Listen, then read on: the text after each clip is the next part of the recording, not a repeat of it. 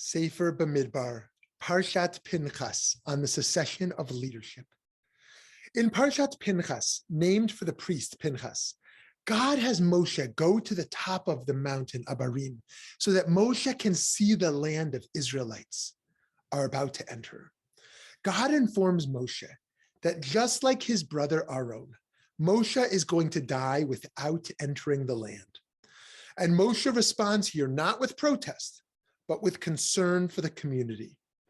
Numbers chapter 27 relates, Moshe spoke to the Lord, saying, "Let the Lord, source of the breath of all flesh, appoint someone over the community who shall go out before them and come in before them, and who shall take them out and bring them in, so that the Lord's community may not be like sheep that have no shepherd."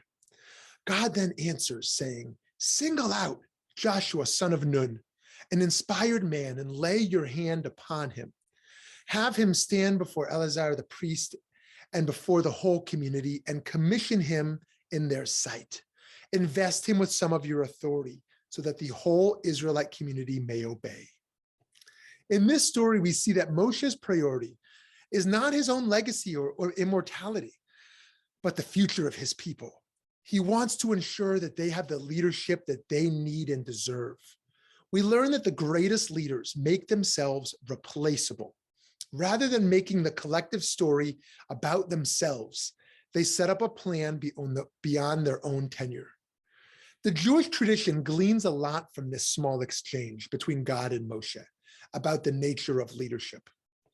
Rashi, for example, focuses in on the beginning of Moshe's plea, "Lord, source of the breath of all flesh." Referencing the Midrash Tanchuma, Rashi says that by this Moshe meant, the personality of each person is revealed to you, and no two are alike. Appoint over them a leader who will tolerate each person according to his individual character.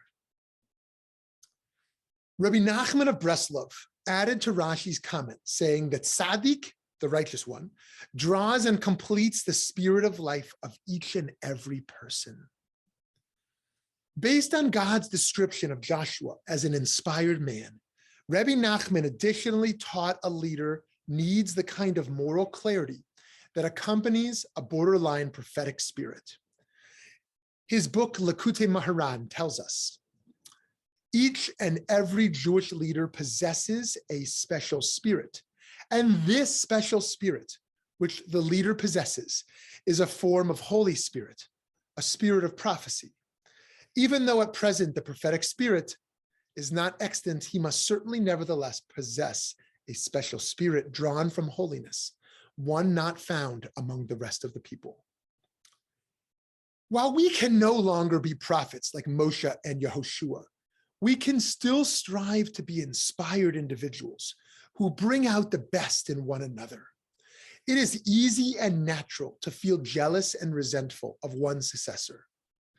But we can again look to the example of Moshe, who at the end of chapter 27 takes Joshua and has him stand in front of the high priest and all the people and puts his hands upon him in an act of publicly passing on his leadership, just as God had told him to do.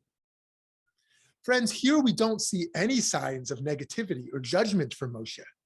Similarly, it's also common for a new leader to want to demonstrate that they are better equipped than their predecessor. And we don't see any of that from Joshua either. Joshua, like Moshe, is a model for us to follow, to resist the hubris of basing our merit on the denigration of those who came before us. The Midrash Sifrei Bamidbar imagines Moshe's face beamed like the sun, Joshua's face like the moon.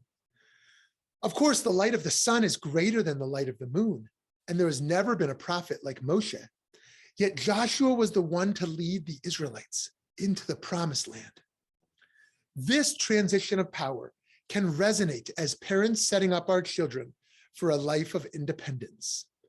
It can resonate as we set up workplace succession plans, and it can resonate in movement building as we take on the challenges of poverty, racial injustice, climate change, and so much else. It takes great character, a special spirit, for one to be able to see the story beyond themselves. When I heard the scientist and environmental activist Jane Goodall speak some years ago on the topic of climate change, she said, it's not that we've inherited the land from our parents. It's that we've stolen it from our children. By seeing ourselves not only as the successors, but as those who will be succeeded, as Moshe was, we can more clearly see our obligation to be responsible stewards for future generations. One inspired leader in our time who, despite her death, left a phenomenal legacy was the Jewish disability activist Cheryl Grossman of blessed memory. Rabbi Avi Orlo recently published a tribute to Grossman, who passed away at 46 this year due to cancers from a rare genetic disorder called Bloom syndrome. He wrote, even though she was only 4'3", in my eyes, she was a giant. Cheryl Grossman, Zal, was an inspired and inspiring person of faith and action. She spent her life building ramps and elevators, bringing sign language interpreters, making sure the text was available in large font, etc. She worked tirelessly to make sure that the richness of an accessible Torah would not be withheld from Israel and the world.